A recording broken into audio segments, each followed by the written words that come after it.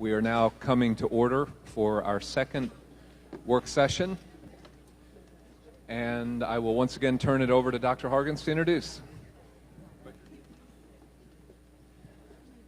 Thank you. Actually, I appreciate the opportunity. What we're going to do today is one of the values that we have is stewardship, and one of the goals in the strategic plan is to align our dollars to strategic priorities. So the curriculum management audit and State Auditor Edlin, at the time State Auditor Edlin, both recommended that we embark on a compensation review.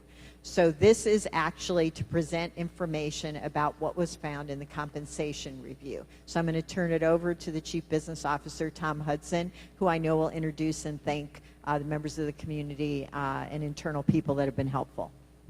Good evening, everybody. And I'd like to thank all of the members of the community here that are joining us, given the seriousness of this issue. We have consultants, Jim Britton and Carolyn. Where's Carolyn go? Carolyn. And Tom Quick, who's VP of Human Resources at GE. Jim Smith, who's an attorney with Smith & Smith. Funny how they named it that. And Mark Fenzel of Reitlinger, of Middleton Reitlinger, and Angie Morin from the Financial Work Group, and Dr. Rita Greer, consultant, former HR director. And Tiffany, what's your last name? Armour, Director of HR, and Cordelia, and Dr. Blake Hazelton. And these are all folks that are helping us think through this issue, which is a serious one. So I renamed the salary study to be, and let me just start. I'm going to go through the summary of this. All of the board members have seen this in detail, so I'm going to blow through this as quickly as we can, so that you have the opportunity to talk to experts here and not listen to me. So we renamed it Project Equity, and the reason we renamed it Project Equity was we want equity among our students, employees, and taxpayers.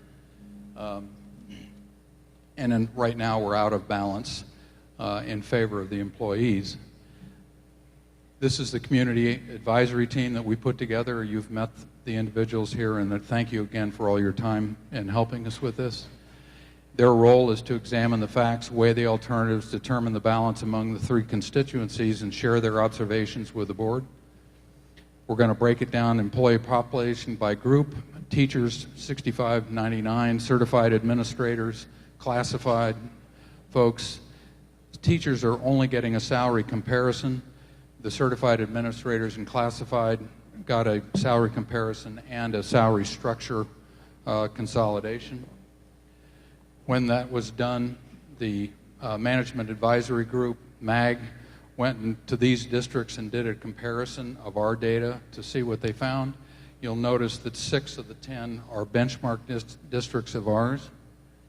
The market survey results come back, and we're paying teachers premium over market pay for teachers. It's about $53 million a year.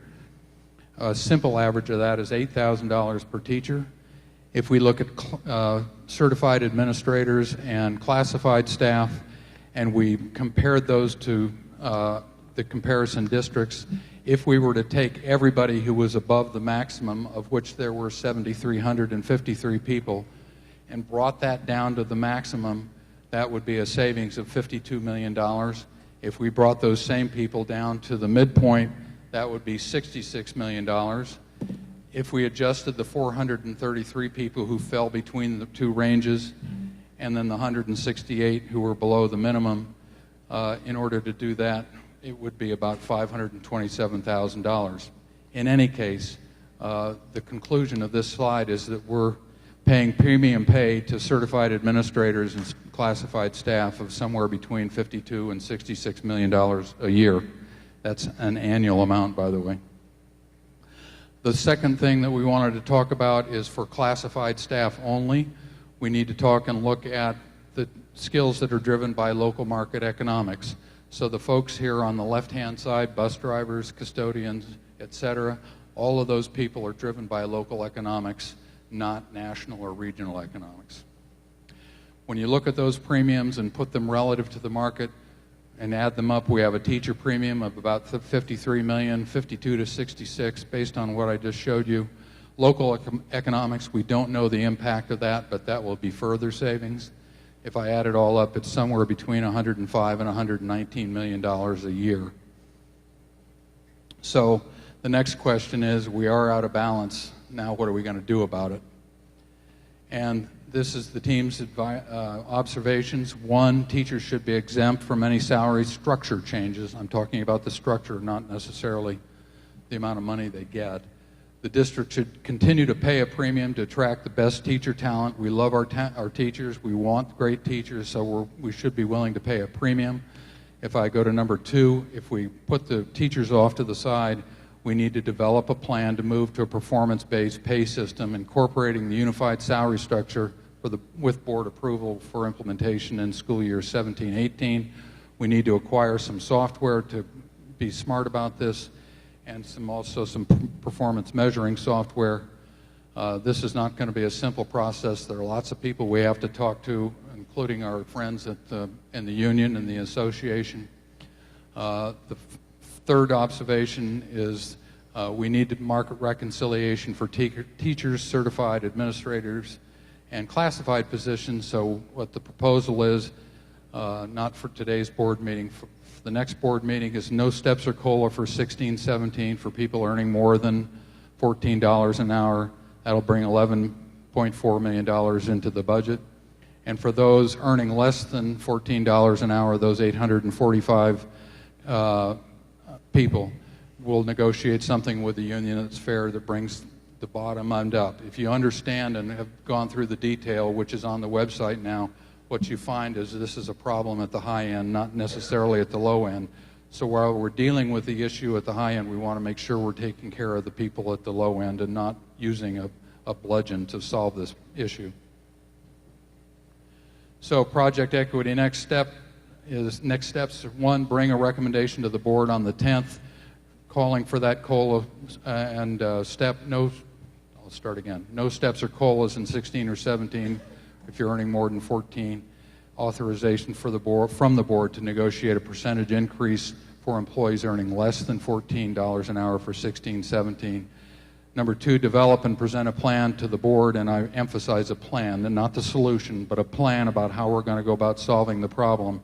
We'll bring that to the board on the 24th, looking at a performance-based pay system and market reconciliation for certified administrators and classified staffs.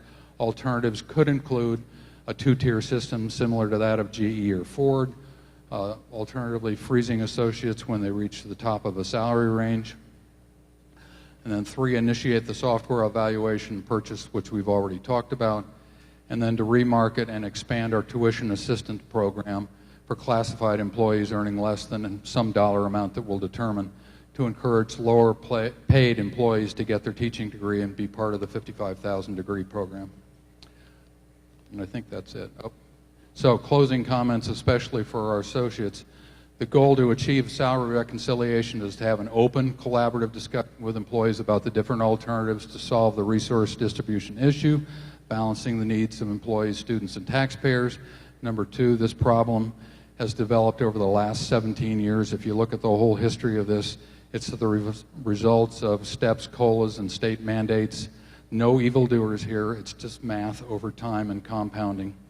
3, now that we understand the problem, we must act to correct it, yet we're not going to be able to reverse the trend overnight. It's going to take several years to fairly and humanely achieve market reconciliation.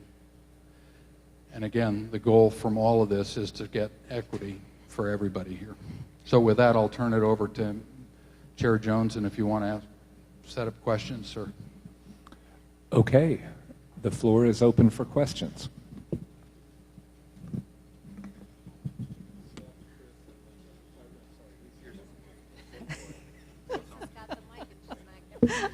Thank you.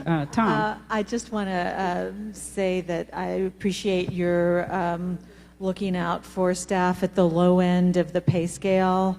I feel like that's really important, and I'm interested to know what a living wage is, and to be sure that none of our hardworking staff members, particularly those in the classroom working with our students every single day, that none of them are earning less than a living wage. I just wanted to get information on how the $14 an hour, how that level was chosen.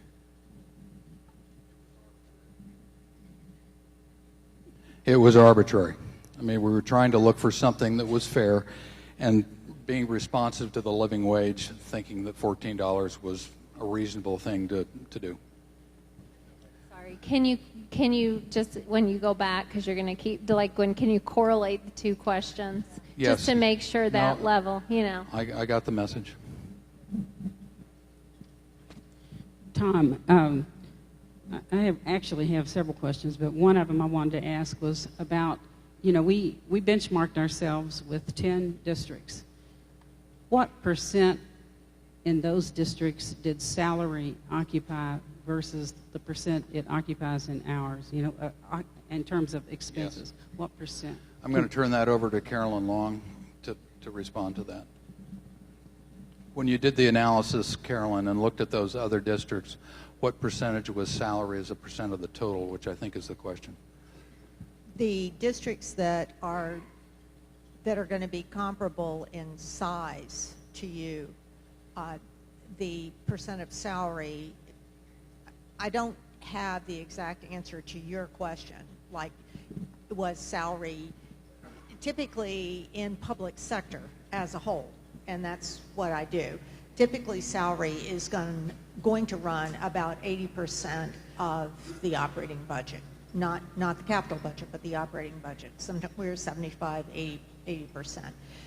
When we're looking at benchmarking your structure with the structure of comparable competing organizations, we're looking at what your overall compensation structure looks like, what your pay ranges look like, the difference between the ranges, and what jobs are assigned to what category. So when we looked at that, that's how we were able to determine that relative to the market relationship that Jefferson County Schools has to those benchmark schools, and we included some additional schools as well, that your compensation structure appeared to be overvalued to the market, and then consequently salaries appeared to be actual internally, the compensation appeared to be leading that market point where we would have expected them to be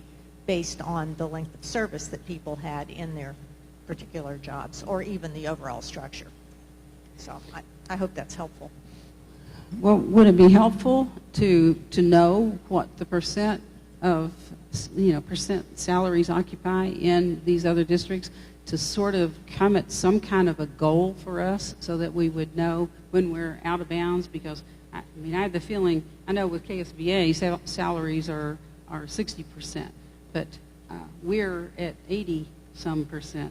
So, it just seems to me like it would be good for us to keep that in mind and sort of check ourselves now and then to make sure that we're looking like other districts in that particular area.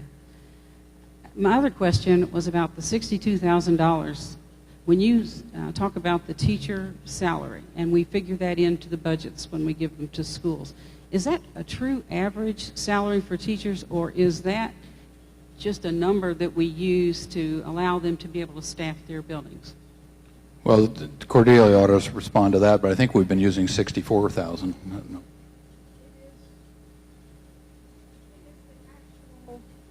It is the actual, we take all the salaries and divide it by the number of teachers. The 62,000 that we have used in the past, this year I believe it's 64. It is based on the actual number of teachers and the total of those salaries. That is not including, though, the fringe benefits that we pay. And then it goes up to about 80,000 per teacher. And regarding the percentage, we are at 84.6% of salaries to the overall budget. In Kentucky, most districts run in the 80 to 85% range, so we're within Kentucky. But when you start looking at benchmark districts, part of the problem is you need to understand how they are staffing, as well as whether they are contracting out some of their services compared to maybe we have in-house contracts. So there's a lot to really do a good comparison. You've got to understand how those other benchmark districts are operating, not just the staffing of their classrooms, but also what services they're providing on a contract. Carolyn, would you have taken into account contract services when you did the analysis? Yeah, what Cordelia is talking about and what we did are two different things. Whether or not what we're looking at is when you have a person who is being compensated for a job, how does that salary range for the job compare to the external market salary range for that job in a benchmark district? And it's immaterial to us in terms of doing the comparison where you have one person doing the job or 1,500 people doing the job. Like you may have hundreds of instructional assistants, you may have one, counselor, coach, whatever. But we're looking at what is the market rate for those jobs that are representative of core work that's being performed and how much are you paying for it. So what Cordelia is talking about is a different issue.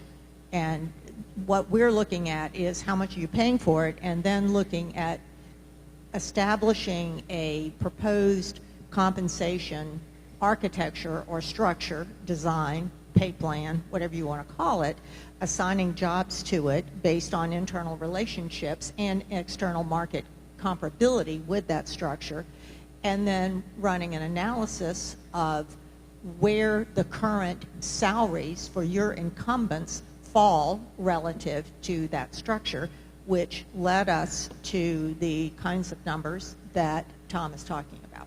So Cordelia is right in terms of what she's saying, but that is a different slice of the pie or a different angle than the one we were asked to do.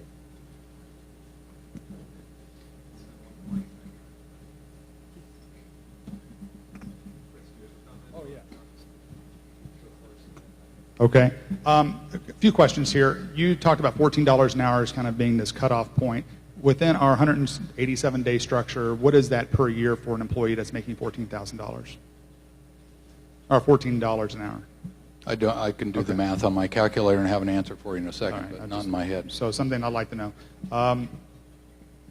The comparison districts that we have, we talked about some of those being, I guess, like our size. Which one of these, which of the 10 that we have listed here, which ones are comparable to us as far as size goes?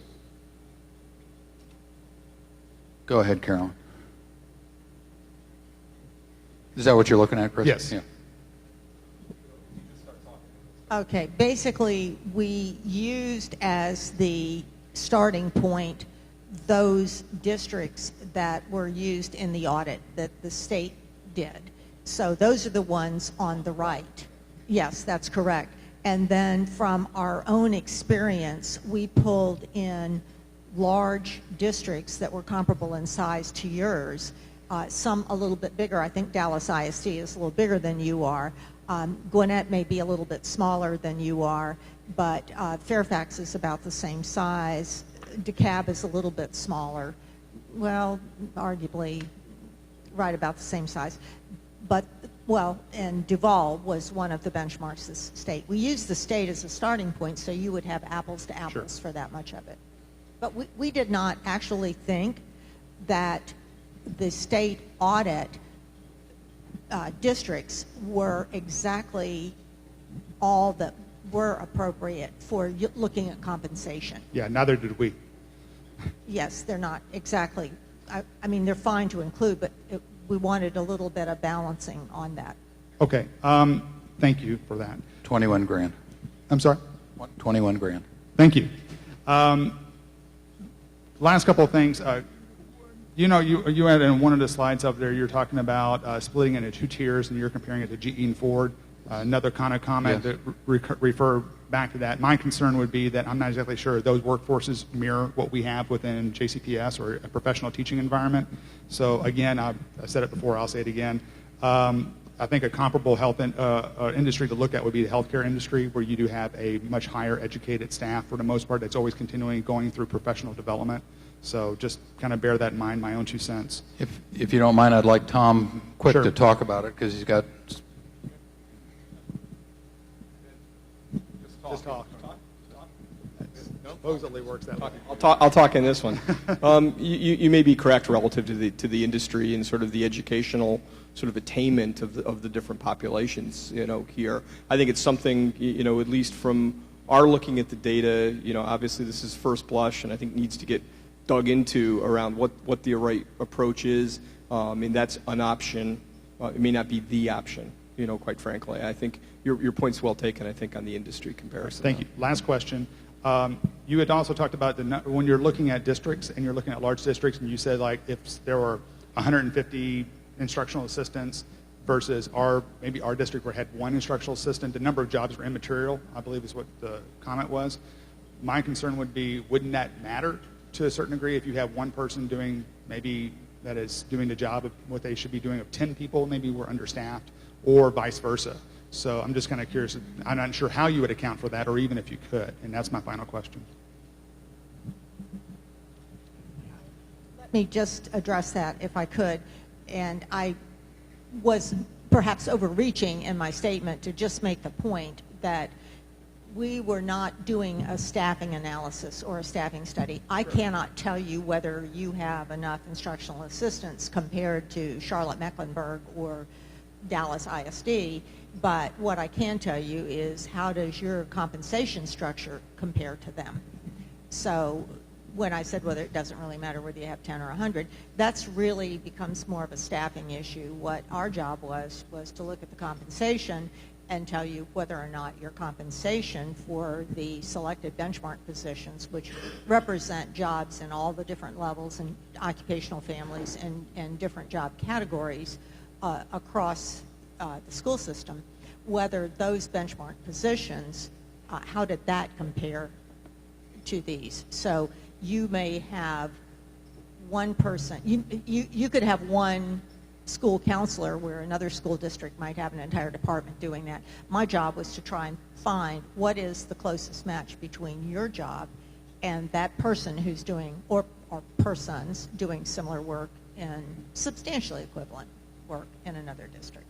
That was Thank you for your work. I have several questions, and one I think you mentioned, Tom, on Saturday as we look at the compensation system. There is a time frame that's involved to make changes. This is not an overnight piece, and I think that we would like to hear at some point what the time frame would look like. When we talk about market value and going to different benchmarks districts to see what jobs look like, for example, if you, and I'll pick on Tom because he doesn't mind, if we looked at other districts for the chief business officer, and they didn't have that particular position. So how do we benchmark that if that position doesn't exist, or if we go someplace and the chief business officer is way up here and our chief business officer is down here? Is there a recommendation in the report that discusses that? Because what I heard you say that $14 an hour, you're frozen. So are we going to unfreeze Tom? Are we going to move him up? Are we going to leave him where he is? Are we going to move him down? I'm trying to understand the process, and then I have two more questions after that. Tom's frozen. Tom's frozen. Okay. So as we talk about how do we bring equity to positions, and I'll just make up a position, a director position, for example. In our district, we used to have lots of director positions doing the same work.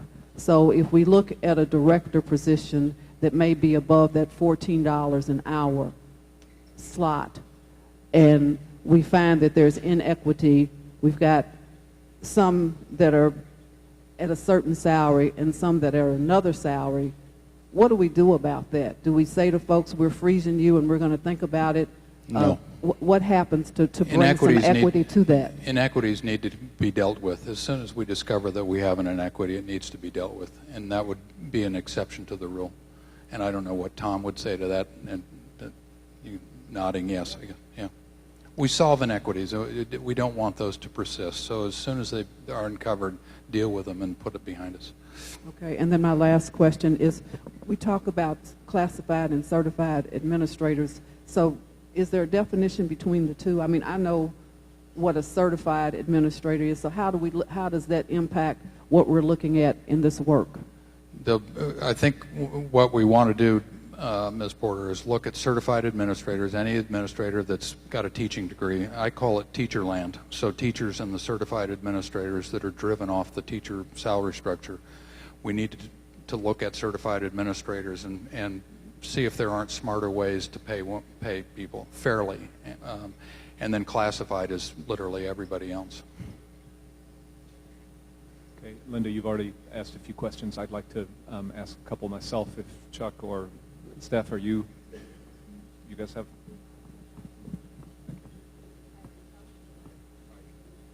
All right, let me just ask a couple. First, I want to make sure I understand what the core observation or the core learning here is. And I think it's between teachers and non-teachers. JCPS is paying higher than comparable districts that you guys have looked at, something on the order of $110 million per year in a total salary budget of roughly $800 million in round numbers. So that's thing one, right? That's the high-level learning. Thing two is the recommendation is we're not going to take on the teacher compensation. And I understand from prior conversation that we've had that we believe that that is a competitive advantage to Jefferson County in these times when it's difficult to recruit teachers, and retention and training and having a great teacher workforce is a strategic imperative. So we're leaving that to one side, right? That's the second. We're leaving the salary structure of teachers stable. They would participate, our proposal would be they would participate in the COLA, no steps, no COLA for 16, 17. Okay. So that's all right, got that. The third thing is the 53 to 66 million per year that we pay in excess of market and comparable districts to non-teachers, to certified administrators and classified staff are the words used.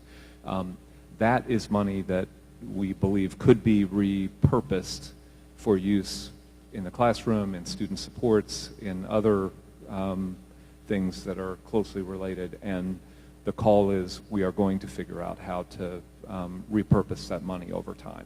Do I understand that right? You do, sir. Okay.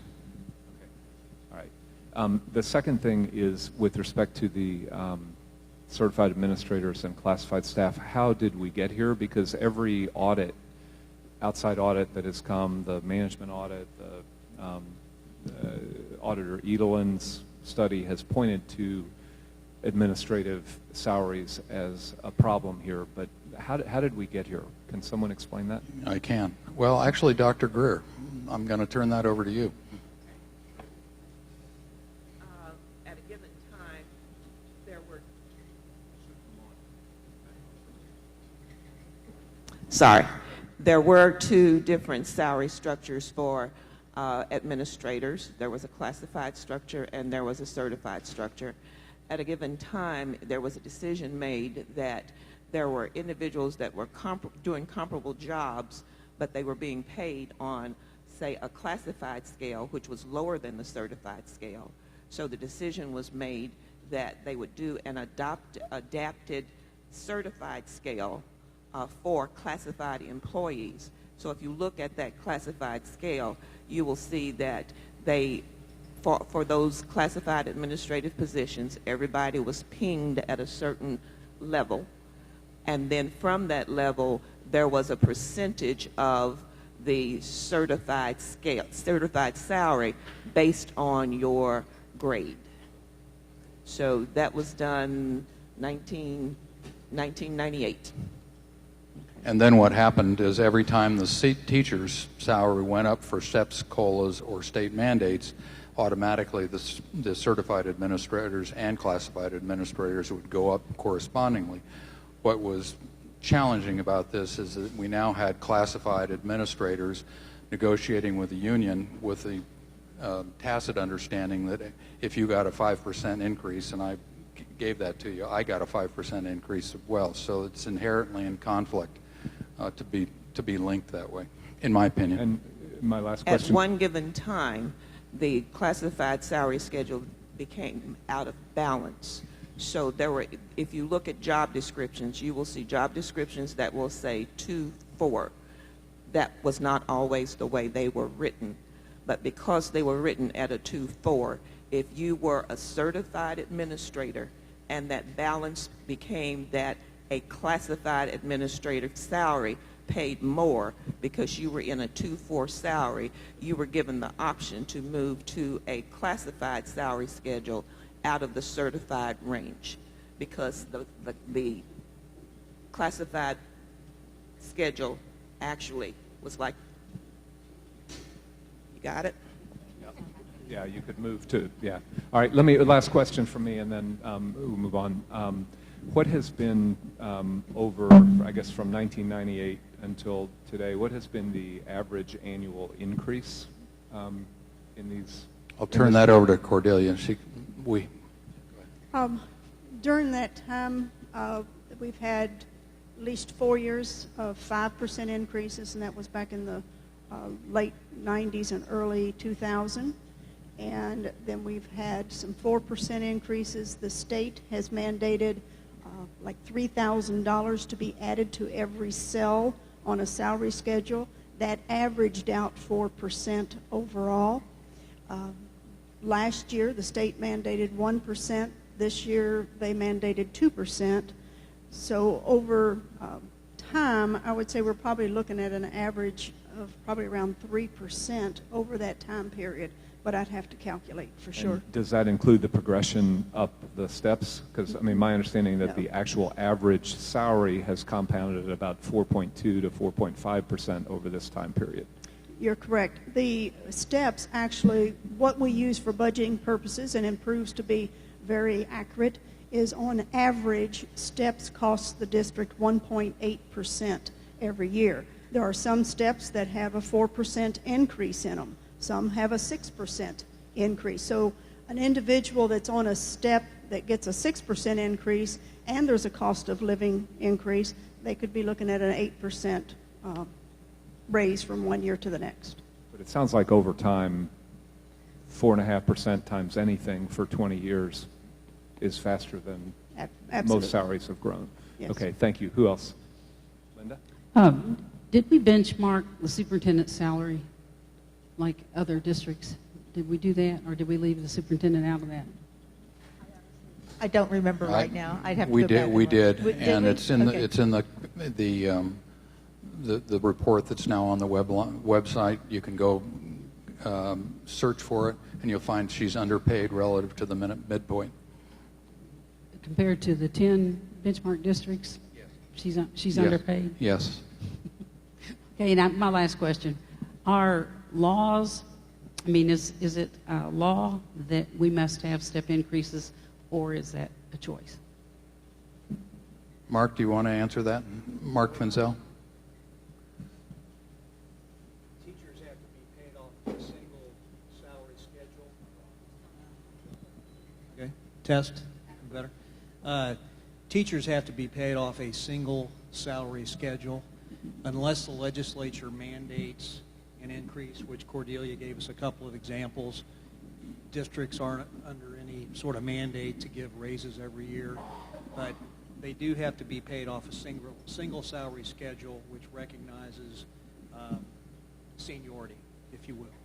But with respect to the classified employees, you can pretty much do what you want. There's no single salary schedule for your classified employees. Well, that's a little confusing to me in terms of teachers then. Does that mean that we don't have to give a cost of living increase or experience increase? No, you do have to maintain and we've got some examples. It might be easier to pull some up and let Cordelia walk through them, but we do have to recognize seniority and additional credentials such as a master's degree or a PhD when we hire in new teachers. Then can we do something like that where we say, okay, there's no cost of living increase for next year, which would be the seniority? As I understand it, the group is not recommending that we take any action on teachers at all. But any action that we did would have to be within that. No, on teachers, no steps, no COLA for all employees, other than those below $14 an hour, as we've set that floor at 14 right now. And we'll come back and talk with our friends in the union and do something for them. Unless there is a mandated increase or the board tells us that we are to add an increase through negotiations and you approve those negotiations, we would not adjust the salary schedules.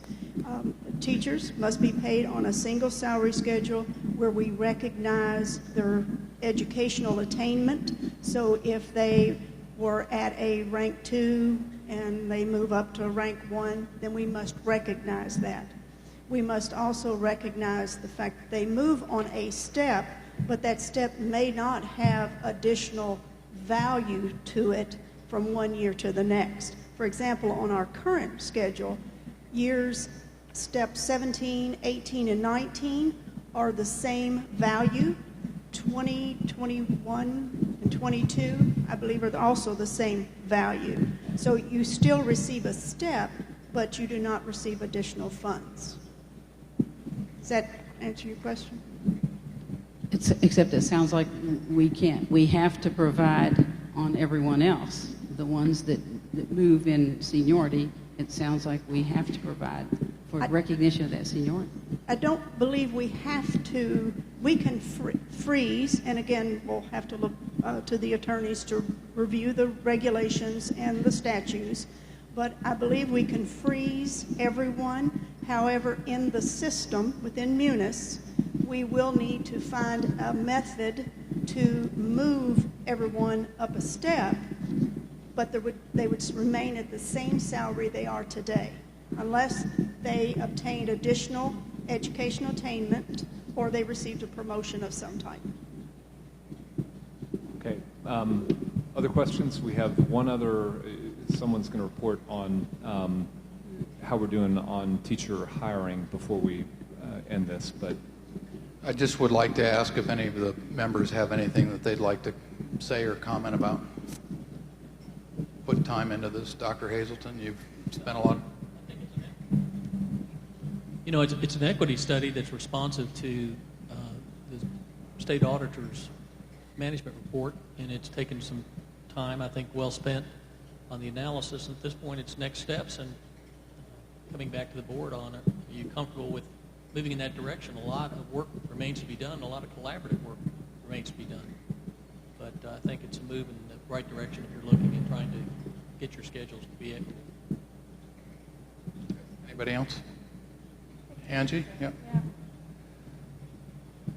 You know, it always comes back to the budget for me. It always comes back to the budget for me. And I guess the thing that really struck me was we got a clear picture that we're paying a premium for our teachers, and I think that's intentional spending, and I think that aligns very well with our Vision 2020. So then we must look at the other premium that we're paying and then decide if that is a conscious, intentional decision. And if it is, then it needs to lay on the same table with extended early childhood or third grade reading pledge or anything like that. It is a premium that we are now, because of the way the structure, it's kind of, it was a systems problem, got out away from, I think, intentional spending. So it needs to kind of be stopped, looked at, and decided, will we get the bang for our buck on this premium? And kind of, to me, it looks like that kind of, we need to keep that in mind moving forward. when was the last time we did this kind of salary study? Cordelia, go ahead. 1979. 1979? Did they have Google then? Yeah. Well, I think anything that's left in place for that long needs probably a thorough look. So, Dr. Hargens, would you like to close this out? Well, I just want to thank actually the consultants and certainly Chief Business Officer Hudson and Chief Finance Officer Harden, but also the community leaders that lended their expertise to this as well. That's invaluable to us, so I appreciate that. And again, we asked the question, and we now have the answer. So the question is, then what do we do about it? And make sure that it's an intentional decision. So again, I appreciate everybody's time. Well, the next step is, as Tom said, the next step is on May 10th. The recommendation would be no COLA, no steps, with some authority to negotiate for our lowest paid employees. But then to create a plan by the second board meeting in May to how are we going to address a compensation structure in moving forward, and how are we going to bring the right people to the table in moving forward. So those are two steps that the board should see in May. Those are steps that we can take. Great. All right. Big thanks to all the committee members. We really appreciate it. And Tom, are you going to talk about where we are in teacher hiring for 2016-17? What? Okay, that'd be great. So do we need to take a short break, or is that just going to?